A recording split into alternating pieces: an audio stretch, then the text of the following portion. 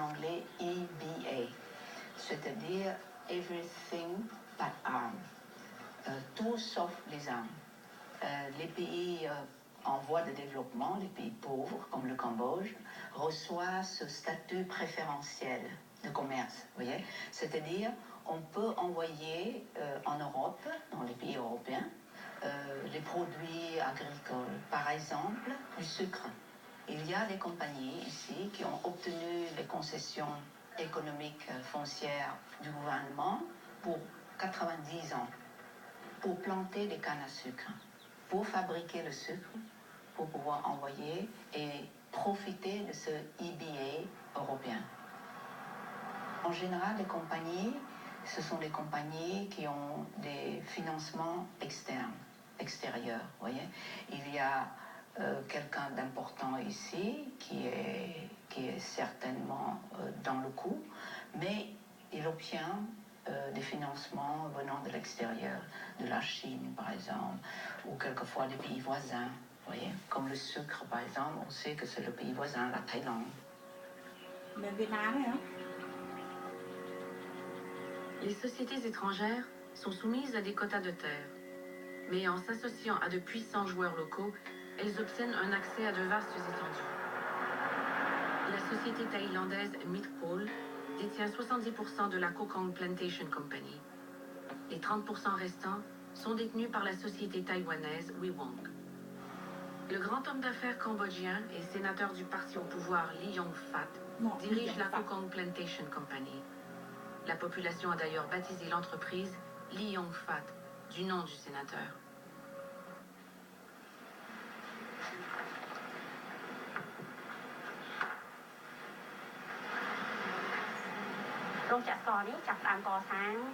Cette raffinerie de sucre a été fondée en 2009.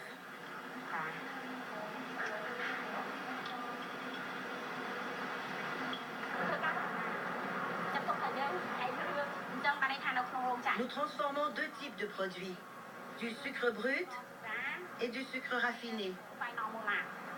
Le sucre brut est vendu en Europe et le sucre raffiné est vendu en Thaïlande et dans le pays.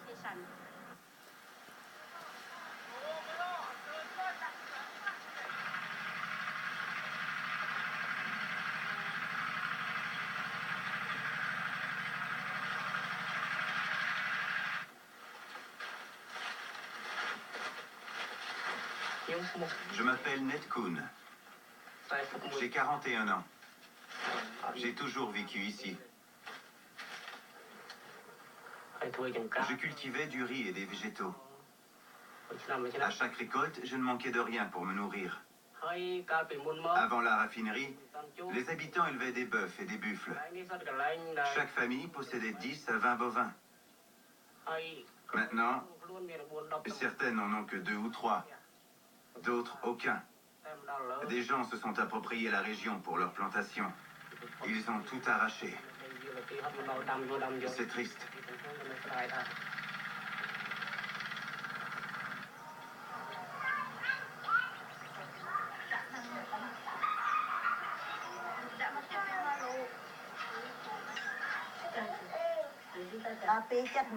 En 1979, je me suis installée ici pour cultiver le riz.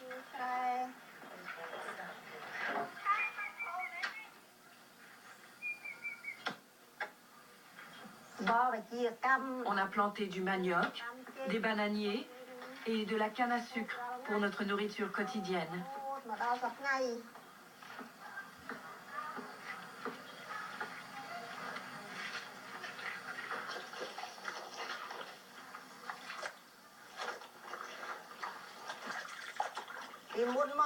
Avant, ma vie était meilleure. Avec ma rizière, je pouvais récolter 20 sacs de riz et d'autres aliments. Je cultivais du maïs, du melon d'eau et d'autres denrées. Ce que je vendais me permettait d'envoyer mes enfants à l'école.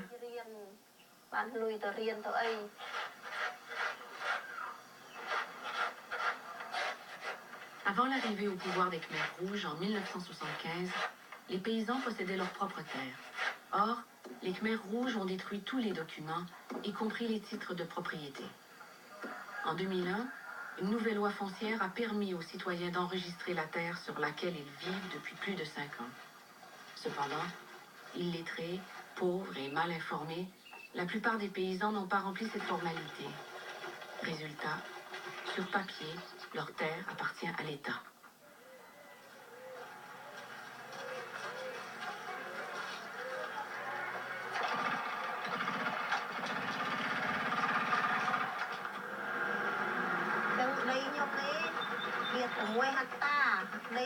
Voici ma terre de 6 hectares.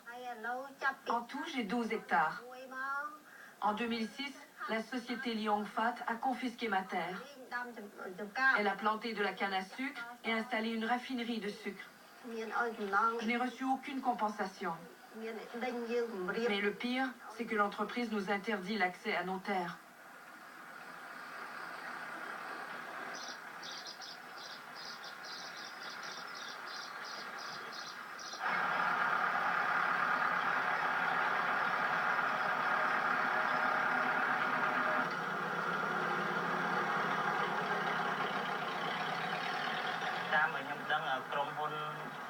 L'entreprise a saisi la terre des paysans en sachant qu'ils ne voulaient pas la vendre.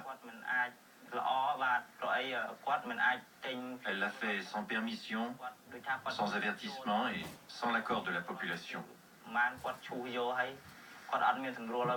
Certains ont touché de l'argent, d'autres non. Les paysans ont crié à l'injustice car il y avait de gros arbres fruitiers sur leurs terres. L'entreprise a coupé tous les arbres pour éliminer les preuves. Les gens n'ont pas pu porter plainte. Les autorités comme la police, les juges, le maire et l'entreprise n'ont aucune envie de régler le litige.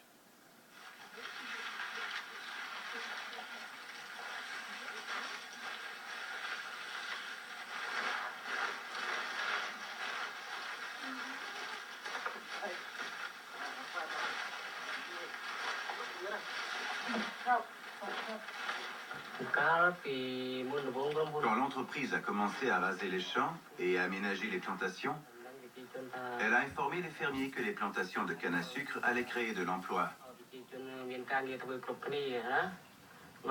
Nous pensions que ce serait une bonne chose d'avoir un emploi.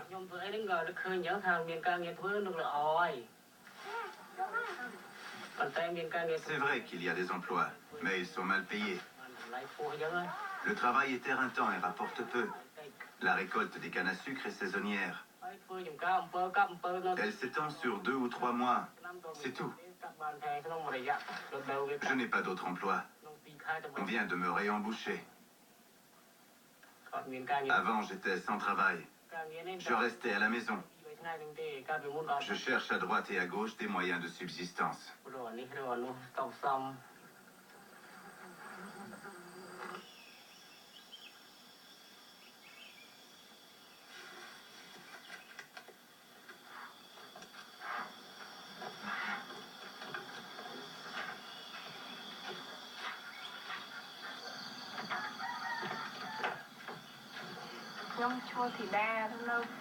Je m'appelle Liteda. Je coupe la canne à sucre dans les plantations de la Lyongfat.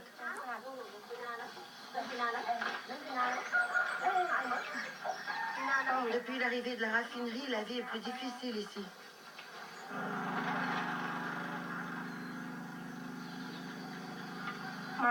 Avant, ma mère travaillait dur, mais on arrivait bien. On pouvait se payer de la nourriture et des vêtements. On pouvait élever des animaux et aller à l'école. À présent, on n'a plus les moyens d'aller à l'école. Tous mes amis ont abandonné l'école. La plupart d'entre nous l'ont arrêté après la 4e ou la 5e année. C'est ainsi depuis l'arrivée de la sucrerie en 2009.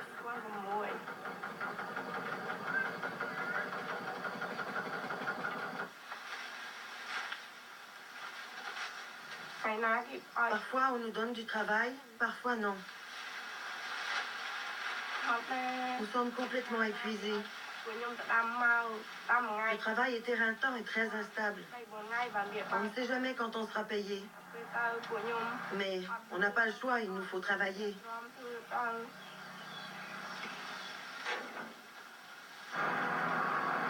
Nous sommes devenus leurs esclaves.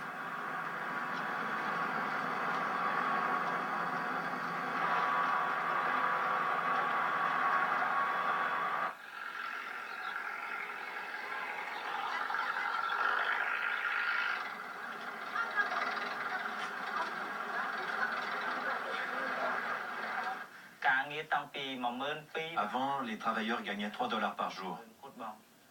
Le salaire a été réduit à 2,50 $ par jour. Si les travailleurs aident l'entreprise à prospérer, ils gagneront plus. Mais ça n'a pas été le cas jusqu'ici.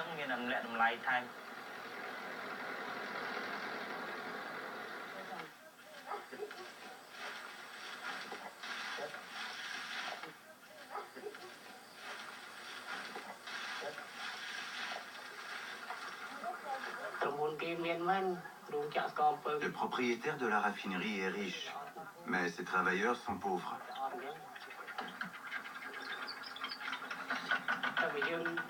Si je pouvais avoir ma terre, je pourrais m'en sortir. La culture du melon d'eau rapporte 126 dollars en 3 mois. Si j'avais 10 ou 20 pacaniers qui produisent chacun 3 kilos de noix par saison, je pourrais joindre les deux bouts.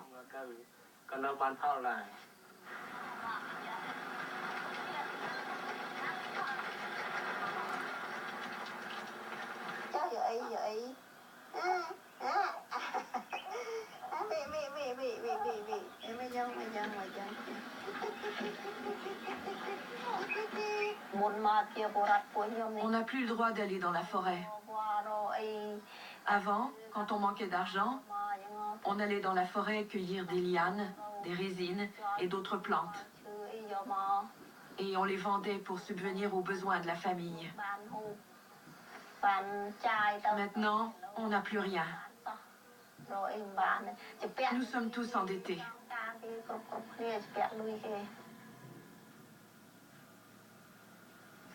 Nous aimerions que l'Europe prenne en compte que pour avoir ce sucre-là, pour pouvoir exporter en Europe, il y a eu des violations ici des droits de l'homme. Nous, on leur donne le résultat de nos enquêtes. Enquêtes très objectives. Mais bon, ils pouvaient ne pas nous croire. Tout ce qu'on leur demande, s'il vous plaît, venez enquêter. Et quand vous recevrez, vous aurez les résultats de vos enquêtes, à ce moment-là, vous pouvez parler avec notre gouvernement. Vous pouvez dire que s'il y a toujours des violations des droits de l'homme comme ça, vous pouvez, par exemple, suspendre le EBA.